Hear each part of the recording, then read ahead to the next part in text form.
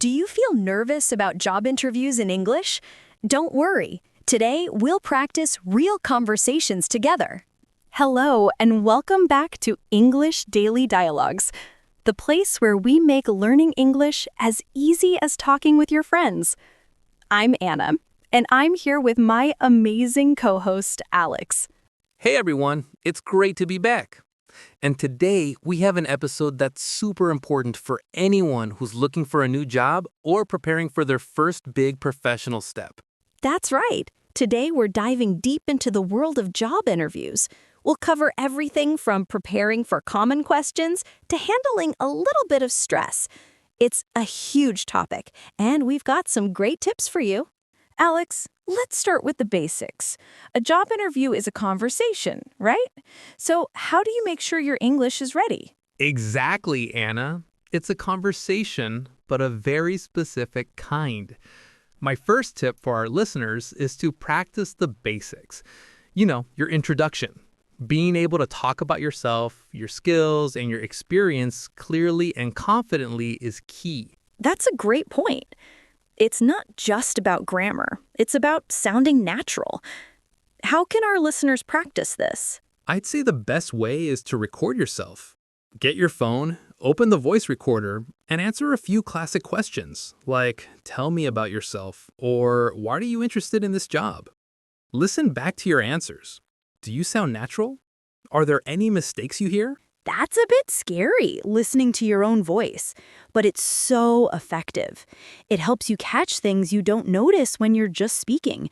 You can hear if you're speaking too quickly or if you're using filler words like or too much. Definitely. And it helps with your accent, too. You can hear where you might be mispronouncing a word.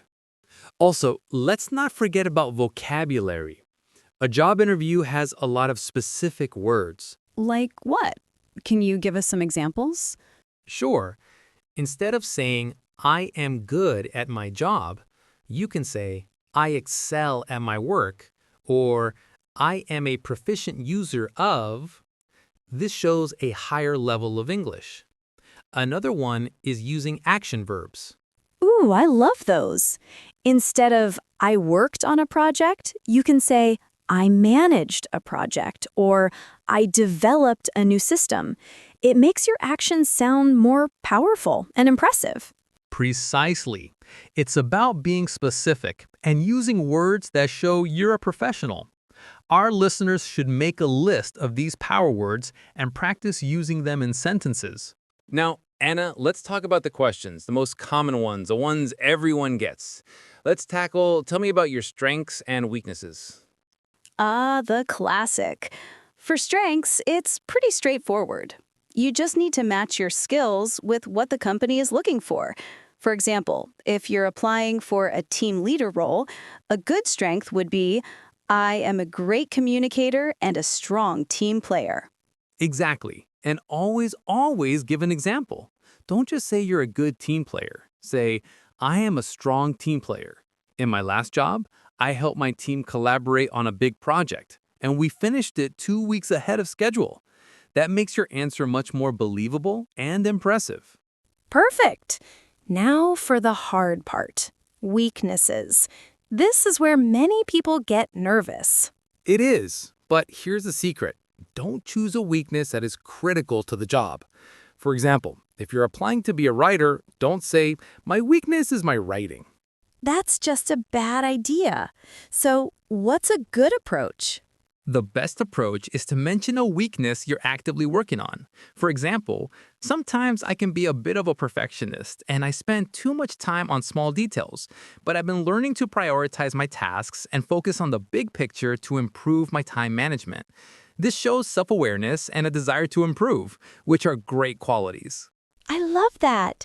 It shows that you're not just a person with problems, but a person who solves their own problems. Now, what about, why do you want to work here? This is a tricky one. This is where you have to do your homework. You can't just say, I need a job. You have to show that you've researched the company and their values. Maybe you've read an article about them, or you know someone who works there. You should mention something specific, like, I've been following your company's work in renewable energy, and I really admire your commitment to sustainability. I want to be a part of a company that is making a real difference in the world. That's a perfect example. It shows genuine interest and makes you sound like an ideal candidate. So, we've talked about the common questions, but what about the unexpected ones? Sometimes the interviewer asks something strange to see how you think.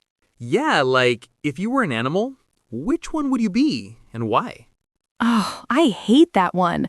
But the key is not to panic. The interviewer isn't looking for a perfect answer. They want to see your problem-solving skills and your personality. You could say, I would be a bee. They are organized, hardworking, and work together for the good of the group. And they make honey. That's a brilliant answer because you give a reason and a little joke at the end. It shows you're not just a serious robot. Now let's talk about a huge mistake people make. Not asking questions.